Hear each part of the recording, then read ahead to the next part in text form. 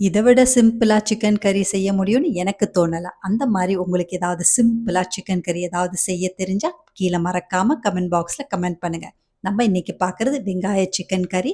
அதுக்கு சின்ன வெங்காயம், மசாலா பொருட்கள்லாம் சேர்த்து நைஸா பேஸ்ட் மாரி அரைச்சுட்டு, 1/2 கிலோ அளவுக்கு கோழியில அரைச்சு வச்சிருக்க மசாலா பேஸ்ட், உப்பையும் சேர்த்து நல்லா மேரினேட் பண்ணி 1 மணி நேரம் நல்லா ஊறட்டும். அதுக்கு பிறகு மண் சட்டி வச்சு எண்ணெய் ஊத்தி, காஞ்ச மிளகா, கருவேப்பிலை, பச்சை மிளகா சேர்த்து நல்லா பொரிஞ்ச பிறகு மேரினேட் பண்ணி வச்சிருக்க சிக்கனையும் சேர்த்து 4, 5 நிமிஷம் நல்லா பெரட்டி விட்டுட்டு மூடிய போட்டு 8லேருந்து 10 நிமிஷம் நல்லா வேகட்டும். சிக்கன்ல இருக்க தண்ணி எல்லாம் நல்லா இந்த மாரி நல்லா ஊஸ் அவுட் ஆயிரும்.